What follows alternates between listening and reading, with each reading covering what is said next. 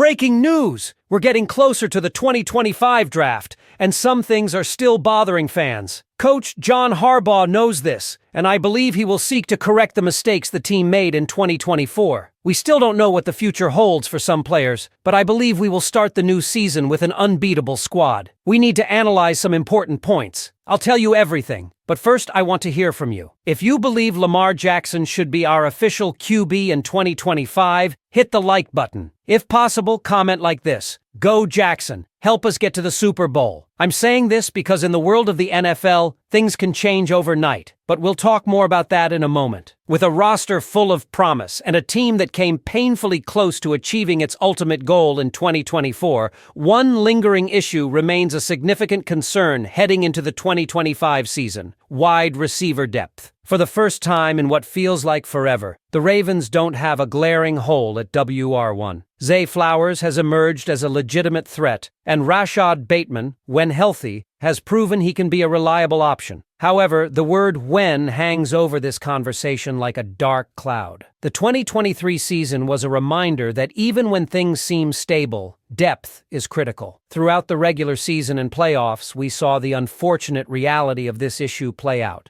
Bateman, who ultimately had his most productive season to date, still had moments where injuries kept him sidelined. The most glaring example came against the Buffalo Bills in the playoffs. Bateman left the game and never returned, leaving the Ravens without one of their top weapons at a crucial time. This scenario wasn't an isolated case. Similar instances occurred throughout the year, including one notable moment against the Eagles. This is where the phrase, "stay ready so you don't have to get ready," becomes relevant. The Ravens did make an attempt to prepare for these situations last year, bringing in Deontay Johnson. However, that experiment ultimately didn't work out as planned. Now the question becomes, will they make a more significant move this time around? The reality is that the Ravens must add another playmaker at receiver. It's not about pushing Bateman down the depth chart. It's about ensuring that if injuries strike, they don't find themselves scrambling for answers mid-season or worse, in a critical playoff game. We've seen this happen before, and history has shown us that banking on everything going right is a dangerous game in the NFL. There's also the reality of how the Ravens operate offensively. They ranked number 5 in 12 personnel usage, 2 tight ends, 2 receivers, and dead last in 11 personnel, 3 wide receivers, 1 tight end. This raises another layer of debate. Is adding another wide receiver even necessary when the offensive structure leans so heavily on tight ends like Mark Andrews and Isaiah Likely? A compelling argument exists that if the Ravens were to shift toward a more receiver-heavy approach, it would require a philosophical shift in the offense led by Todd Monken. That could mean changes in how they utilize fullback Patrick Ricard, how Derrick Henry fits into the scheme, and whether Baltimore would be willing to move away from their physical power run identity. Would that trade-off be worth it? Some fans argue that the Ravens don't need a major addition at receiver, especially with their success in 12 personnel. Others believe that without a deep, versatile group of receivers, the team will find itself in the same predicament come playoff time, without enough weapons when they need them most. Then there's the question of the quarterback. Lamar Jackson was once again at the center of MVP conversations this past season, but history has shown that when the postseason arrives, the conversation around him changes. The narrative quickly shifts from appreciation to questioning his ability to win the big one. But is that fair? Consider the way media narratives played out after the Ravens' playoff loss versus how other quarterbacks were discussed. When Jackson lost, the immediate conversation became, is Lamar to blame? Meanwhile, when Josh Allen was eliminated, the discussion centered around whether people felt bad for him. Why the difference? Why does Jackson,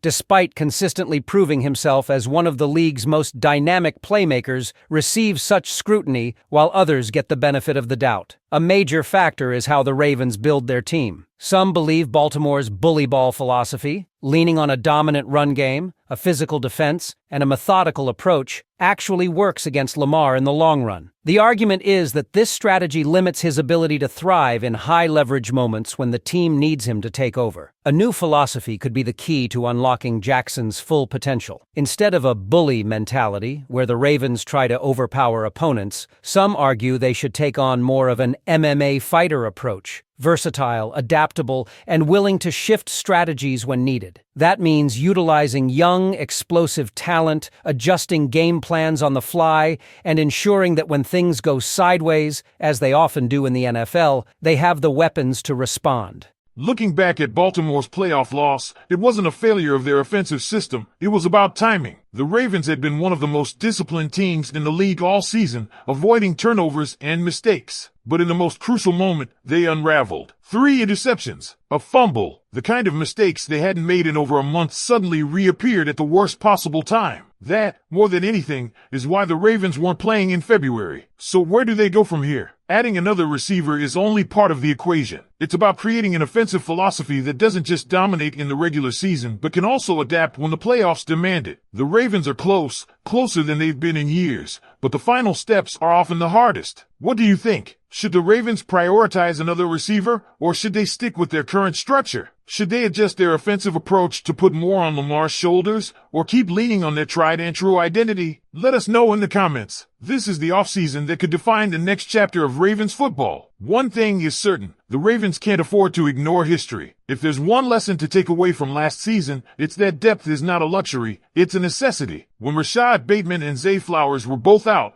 Baltimore was left scrambling. And while Mark Andrews and Isaiah likely provided strong options at tight end, the lack of a reliable third receiver became glaringly obvious. That's why this offseason is so crucial. Baltimore can't simply roll the dice and hope their top guys stay healthy. They have to be proactive. The good news? There are options. The free agent market isn't exactly stacked with superstar receivers, but there are names that could fit Baltimore's needs. The question is, how aggressive will they be? DeAndre Hopkins is a name that has floated around before. He's a proven veteran who can still contribute at a high level. If the Ravens want to go younger, a player like T. Higgins, if available via trade, would be an instant upgrade. Even a reliable possession receiver, someone like Tyler Boyd, could help solidify the depth chart. The draft is another route, but historically, the Ravens have struggled to find consistent playmakers at receiver through that avenue. Zay Flowers appears to be an exception, but before him, Baltimore had a long list of misses. Breshad Perriman, Miles Boykin, and even Bateman,